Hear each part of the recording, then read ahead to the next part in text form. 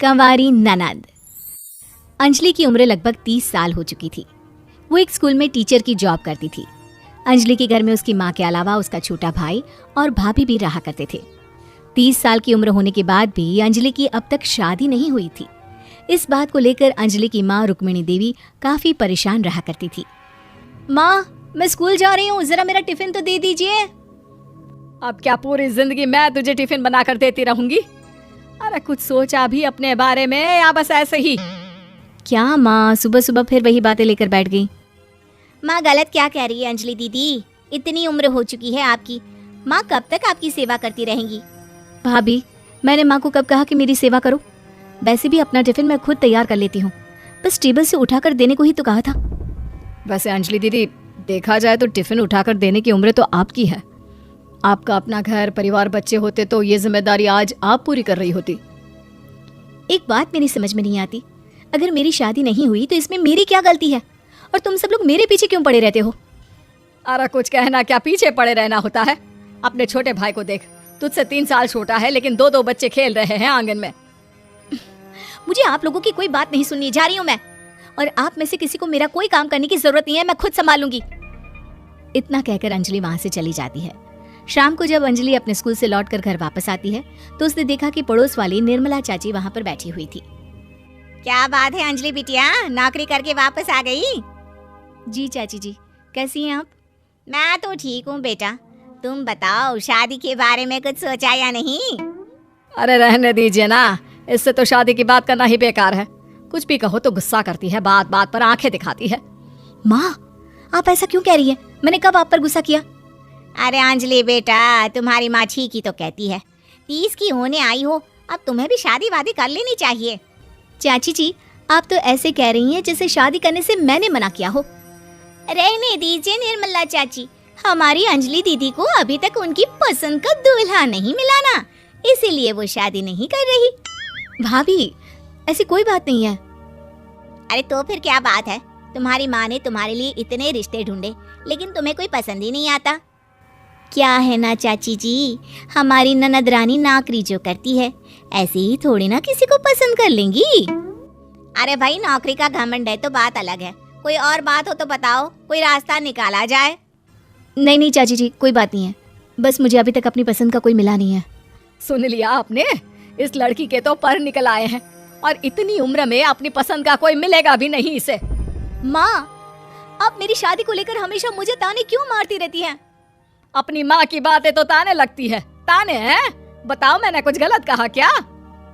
देखो, ये सब छोड़ो, मेरी दूर की बुआ का बेटा है, उसकी अभी शादी नहीं हुई है, उम्र होगी कोई 34-35 साल। आप कहें तो बात आगे बढ़ाऊं? अरे हाँ हाँ, क्यों नहीं, ये भी कोई पूछने की बात है।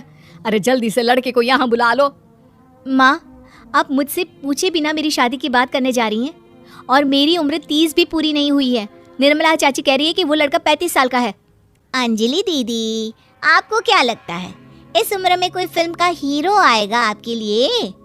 देखिए, अब पसंद और नापसंद की बात तो रहने दीजिए, पसंद करने की उम्र तो आपकी निकल चुकी, अब तो जो भी मिले उसी से शादी कर लीजिए, इसी में भलाई है। तेरी भाभी बिल्कुल ठीक कह रही है, अब जैसा रिश्ता मिले उसके लिए हाँ कर देना, ताकि हम भी गंगा नहाए। ठीक है, चलिए, मैं उस लड़के को कहती हूँ, वो कल ही अंजलि को देखने आ जाएगा। अगले दिन निर्मला चाची के दूर का रिश्तेदार अंजलि को देखने उसके घर आता है। उसका नाम था अजय। अंजलि जी, तो आप नौकरी करती हैं, वो भी स्कूल में? जी हाँ, मैं स्कूल में टीचर हूँ। हमारी बेटी बहुत होशियार है। अरे पढ़ने लिखने में इतनी होशियार है, इसीलिए तो इसकी नौकरी लगी है स्कूल में।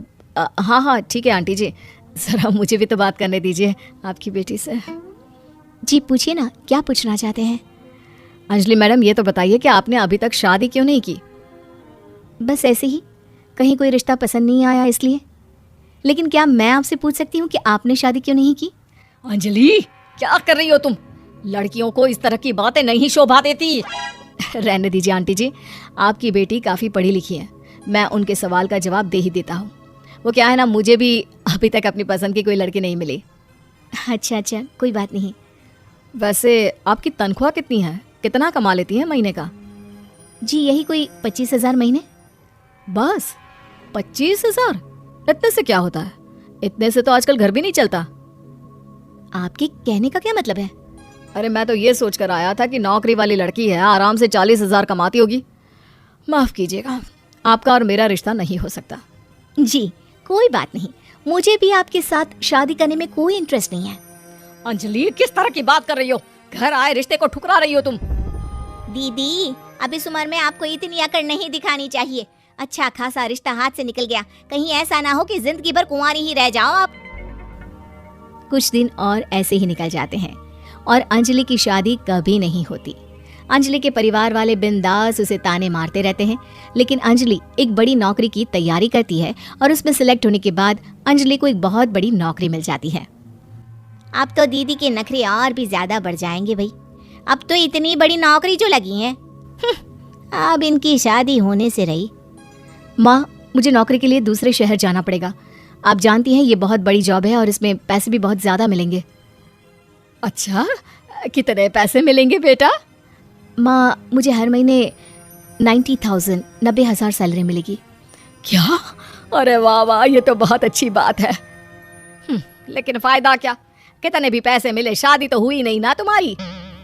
अंजलि नौकरी करने के लिए दूसरे शहर में चली जाती है और जब कुछ महीनों के बाद वो वापस घर आती है तो उसे अपने पति के साथ देखकर उसके घर वाले हैरान रह जाते हैं। अरे अंजलि, तूने शादी कर ली और हमें बताया तक नहीं। और दामाद जी करते क्या हैं? इतनी बड़ी कार है उनकी।